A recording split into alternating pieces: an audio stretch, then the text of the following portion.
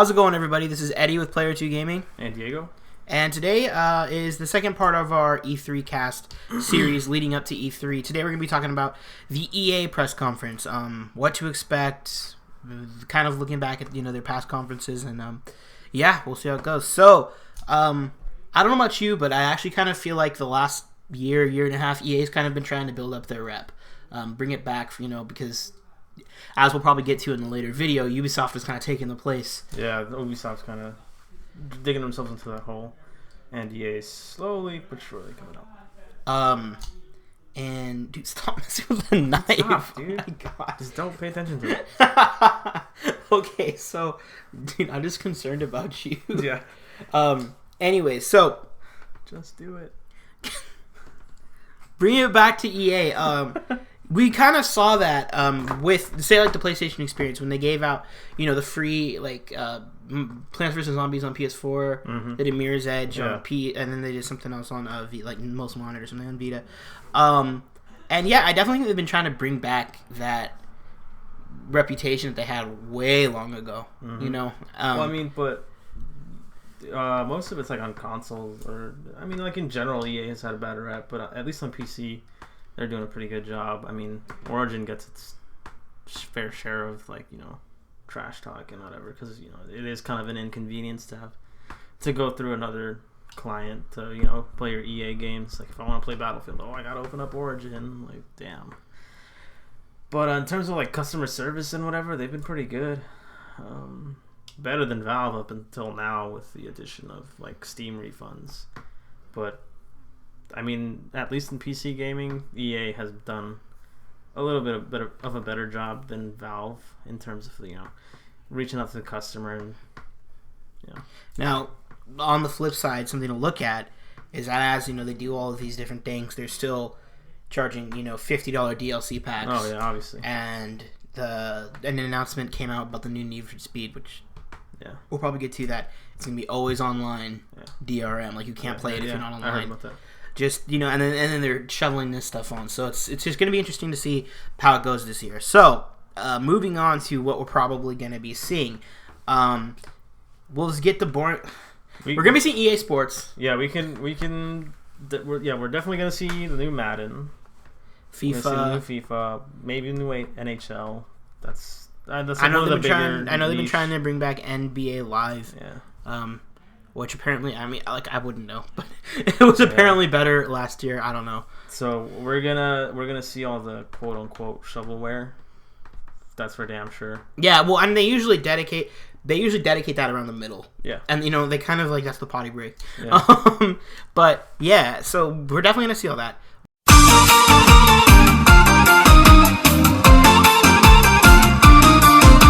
So obviously, then we're going to be seeing the games that they've already announced, in previous months. Hell, even like past E3s. Probably to be seeing Battlefront, a game that I'm really looking forward to personally. That I've really been looking forward to that one. Yeah, we'll definitely see. We've all been really looking forward to it. We're going to be seeing anything. I'm hoping we're going to be seeing some gameplay because that game's supposed to come out in November, and if they don't show gameplay by this point, it's. Yeah. At the very least, we'll see another teaser or maybe like a game, not like a gameplay trailer, but... I bet that they're going to do a stage demo. I'm saying at the very least, we'll see a teaser or like some cinematic trailer, some other cinematic trailer. I'm thinking they're going to do a stage demo, but I hope so. Maybe they'll do... Oh, no, that's pre-work. Yeah, and it's going to be interesting to see how far off it is from the announcement trailer that they showed at Star Wars Celebration. In terms of the visuals? Yeah, in terms of, I'd be willing to say that it's going to be... See, the thing is, tough. Though, it'll look good because... but I actually know people who went to Celebration, like, personally, and they saw the gameplay, and they were like, yeah, that was pretty close. They were saying, like, obviously it wasn't that, but they said it was pretty close. Because of that scan, they did some shit with, like, scanning photos or something for textures. Yeah, so, I know that's supposed to make it look fairly convincing. The textures are going to be... like authentic in that sense that they're actually using like the art assets from the movies and stuff. But in terms of like the graphical fidelity of the game, it's probably going to be a little, or maybe even a lot more different than what we were shown in the trailer that we got. Because let's be real. Yeah, no, it looked really good. It looked really good. Yeah, and then again, is always different from. And then again, let's be real.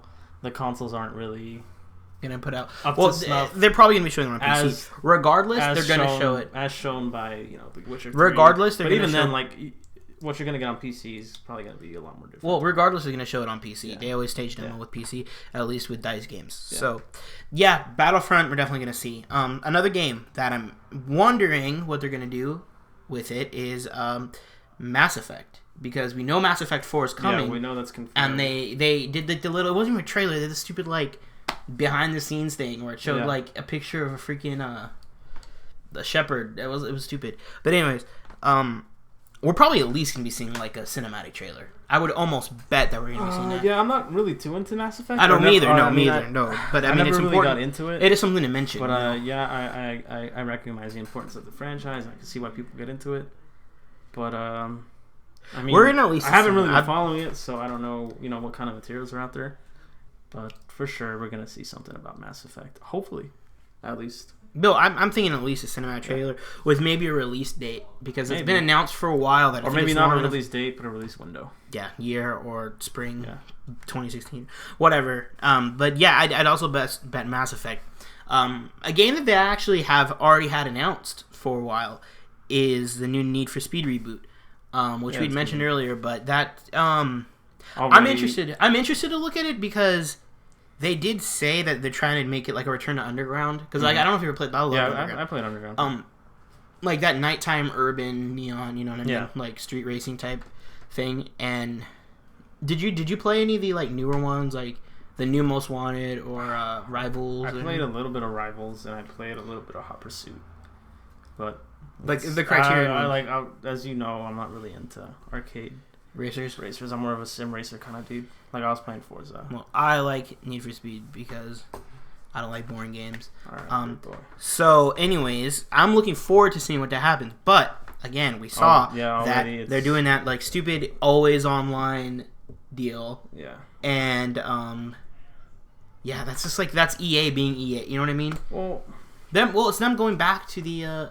It's just EA making a questionable decision that's making them look more like EA than we wish.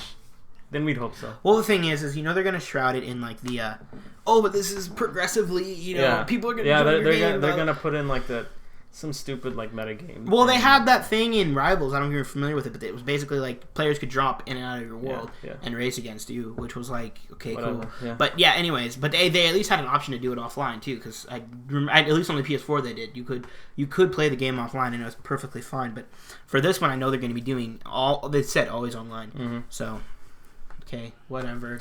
We'll see how that goes over. I mean, we've seen that the consumer's very important voice, obviously, with the Xbox One. So maybe if they get enough feedback from people who actually like those games and like, we don't want to always online. Then. Now, a game that they actually ended the I think it was last year's conference with was Mirror's Edge 2. Yeah, I think it was. Yeah, and hopefully we'll be seeing some more of that too. I never played, so you probably I don't know anything about Mirror's Edge. I never played it.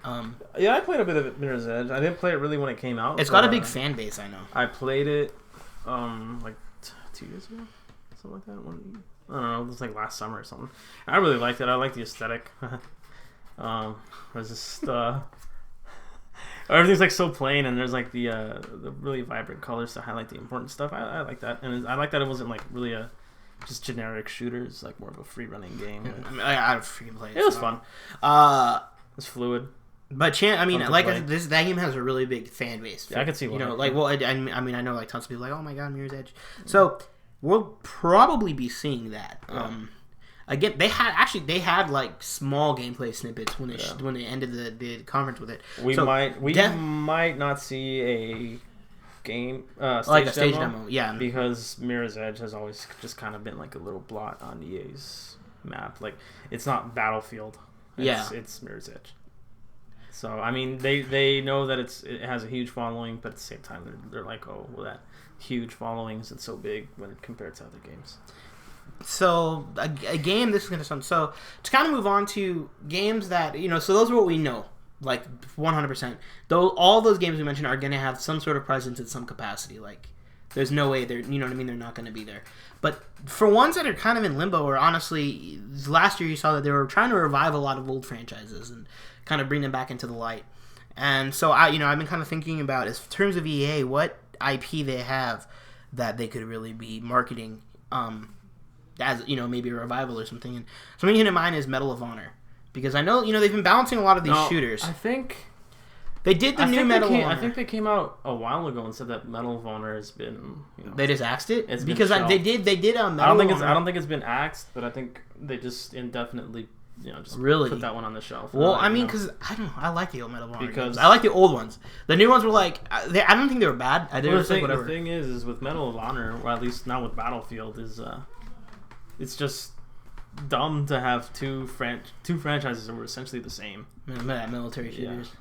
And, you know, they're just cannibalizing each other. And now, like, let's be honest, even though it's not a military shooter, now we have Battlefront in the mix, too. Yeah. So, yeah, I could see that, but at the same time, like, I don't know. I feel like they definitely... I think EA actually said that one's going to be put on hold indefinitely. If not, just... We're done. Okay, then. That's that's something to shed look a tear into. for Medal of Honor. The games were awesome in freaking PS2, and then the reboot was... Yeah. And then Warfighter was even worse. Yeah, God, dude, Ethan tried to like defend Warfighter, and I was like, "There's no defending that game, dude." They're just the reboot was terrible. Like, did you play the reboot? I played like a little bit. I didn't know. Bad. I didn't think it was terrible. Like, I wasn't like, "Oh my God, this is garbage." I was just like, it was stiff. It was visually unimpressive for a Frostbite game. That was so surprising. It just felt dated. Yeah, like really dated.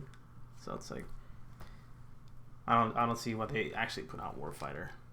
Now, two other things that before we end it, because I mean, this is probably gonna be a short one. EA, it's kind of in the middle for me. I'm like, what's funny is the ones that I'm like, you know, not looking forward to / games that companies that I'm skeptical about, like Ubisoft. I'm watching really closely because I want to see like, okay, where are they going to slip up? And then, you know, companies that I'm excited for, like Bethesda or Sony, I'm also been following really closely. EA for me kind of falls in the middle. I'm like, well, they make some games I play, they make some games I don't. Yeah. I'm really just looking forward to Battlefront. So for me, it's going to be kind of this will be a short one. But before we go, I was thinking something to mention is obviously maybe new IP, maybe something that I meant to talk to you about, and I know we've touched on this before, is I'm noticing with the 8th gen compared to all of the other generations, that they haven't really been having their like defining franchise yet. You know what I mean? Yeah, there like hasn't been that Halo or that. You look back to like 7th gen and the games that came out during then, and honestly, like what games define 7th gen? Like as much as whatever, Call of Duty or like Battlefield or move on to Mass Effect. We just talked about Mass Effect. Mass Effect was a defining 7th gen game. Or Dead Space. Dead Space. Oh, that maybe who knows? But Dead Space, things like that. But we haven't really had that for the 8th gen. It seems like they're kind of more just trying to carry on. Yeah. These, being the same dead horse. Exactly. 8th gen so far has been remakes and remasters or just sequels to franchises that have existed. For a while. I mean, Metal Gear being a good example, which I know those kind of transcend, but or Uncharted, Halo, that kind of thing. Yeah. Anyways, they haven't really had that IP yet that's come out. So that's maybe a new IP. I hope so. I'm always down to see new IP. I always want to see companies coming out and saying like this was that. Like honestly, I don't know how I feel about them doing a new Mass Effect in general. And like I said, I didn't really play a whole lot, but more in the sense that like leave that with 7th gen, make that like that was Yeah, from what I gather is after they fixed the whole ending, the shitty ending for 3, it was like, all right, close the book, yeah closure. And that's the end of the story. Anyways, a lot of companies seem to be milking the franchises that they already have instead of going out and making new ones. So it's their cash cows as long as people buy it. Yeah. I'd personally like to see new IP, and then obviously peripheral games. They're gonna do it. Ubisoft, everybody does it. Everybody does. They're gonna have that Sage demo that's like workout stuff. Push up master. Just dance. I remember that. Hop in there, bro. Hop in and do that push-up master. Hop in on that push-up master. Okay, well, I don't know, man. There's nothing. EA. God bless them. Yeah. T for tie-in. Bless their souls. That's probably it, dude. Like EA's like whatever. A for effort. They are gonna be having their press conference Sunday, the first day of E3. I want to say actually they're after Sony, but I might be wrong. After Microsoft. I'm pretty sure they're after Microsoft, but we'll see. Anyways, stay tuned. We still have a lot of different press conferences we have to cover. Ubisoft, Nintendo, Nintendo, Microsoft, PC, Square. Actually has one, which we'll bring in Edwin because I don't know anything about Square Enix. Yeah. But until next time, guys, thanks for watching. Keep it locked here to Player 2 to see more of our E3 cast, and then obviously during and after E3, all the coverage we're going to be doing regarding the conference. But until then, take it easy.